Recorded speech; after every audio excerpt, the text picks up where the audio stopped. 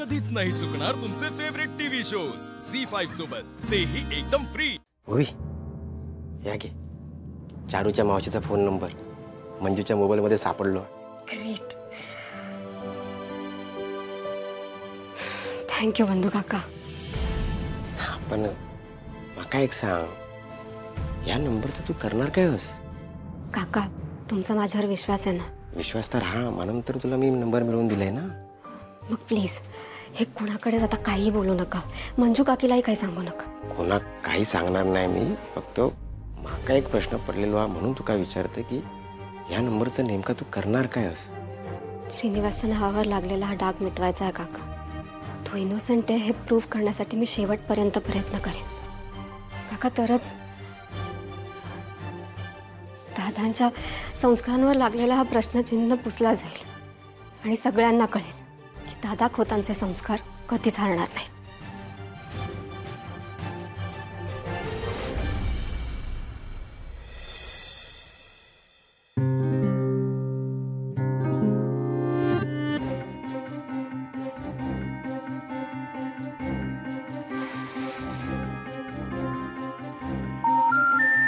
The number you dialed is not in service.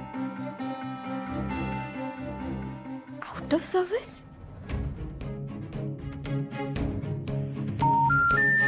The number you dialed is not in service.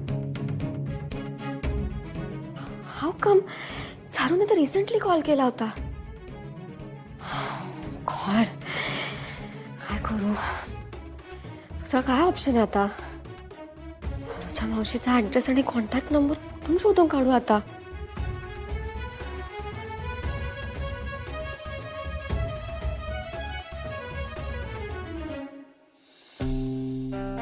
Manju काकीला विचारू का? नाही, नको.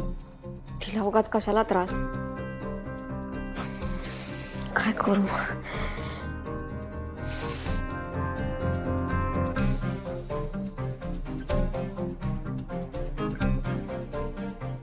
श्रीनिवास. या right. श्रीनिवासला विचारू शकते.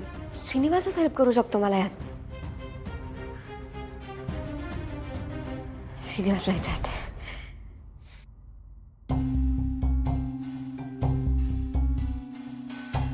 श्रीनू, मान्य आपल्याकडून चूक झाली, पण माझ्या ह्या अवस्थेचे वाभाडे निघू नये एवढंच वाटतं मला. चारू, अगं काय झालं? तुला कोणी काही बोललंय का? ह्या घरात मला एक व्यक्ती सोडून दुसरं कोणी काहीच बोलत नाही.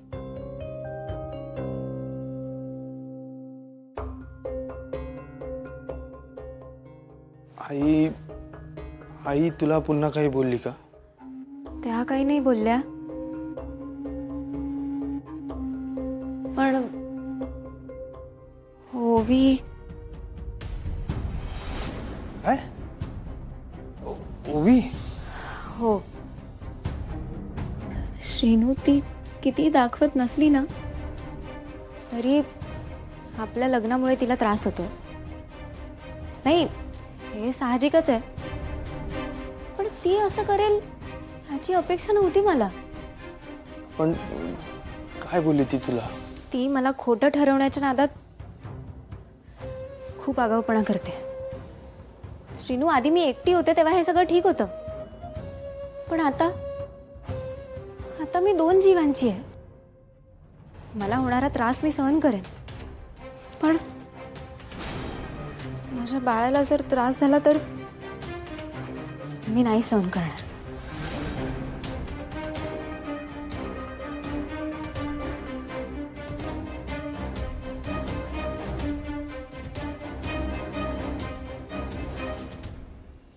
श्रीनू, तिला वेळीच आवर घालायला हवा, नाहीतर मी प्रेग्नेंट आहे हे जर आपल्या लग्नाआधीच गावाला कळलं तर माझ्याबरोबर खोतांची इज्जत सुद्धा पणाला लागेल.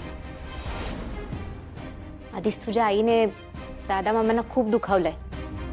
आता सगळा गाव त्यांना बोल लावेल की त्यांच्याच घरातल्या एका मुलाने एका मुलीवर लग्नाआधीच.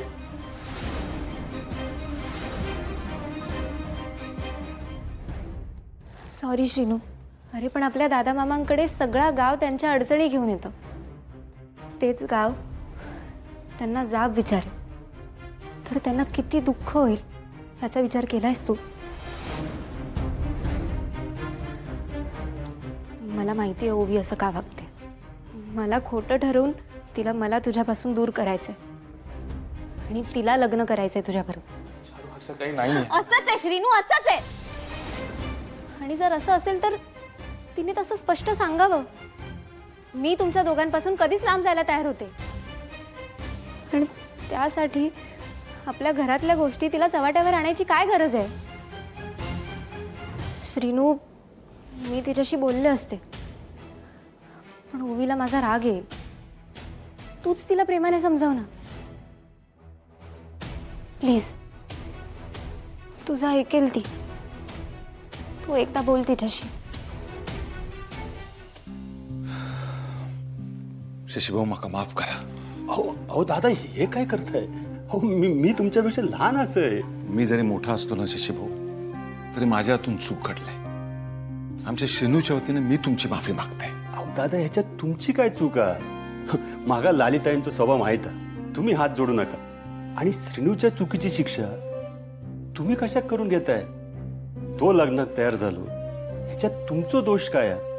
माझाच दोष म्हणायचा ना शशीभाऊ. शेनू जरी चुकला असला तरी मी तुमचा गुन्हेगार आहे. माझ्या भाच्याक मी चांगले संस्कार नाही देऊ शकलो म्हणजे एका परिणाम माझाच चुकला ना. माझ्याच संस्काराची हार झाली म्हणायची ना. पण माझी एक विनंती आहे, हे सगळं झालं तरी आमच्या शेनूक चुकीचं समजू नका.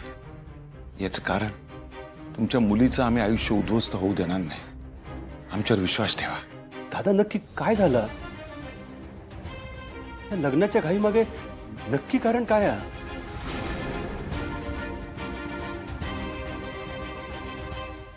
त्या दोघांच्या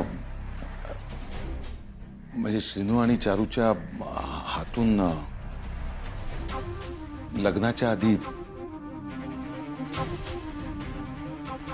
भावनेच्या भरात नकोता घडला.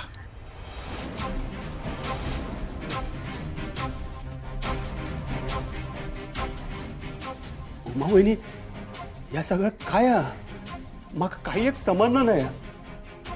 भाऊ जा घडूचा होता ता घडून गेला.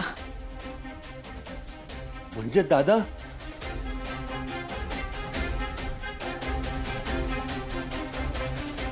तेव्हा आता ह्योच दिवस दाखवूच रवलेलो काय रे?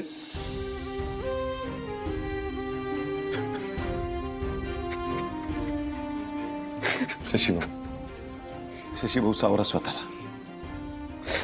माका कळतंय तुमचं दुःख.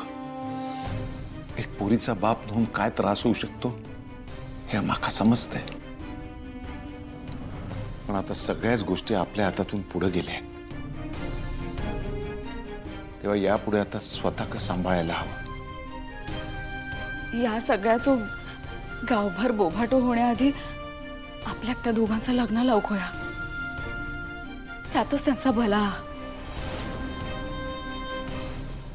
झी5 ॲप डाउनलोड करा आणि पहा सर्व एपिसोड्स एकदम फ्री.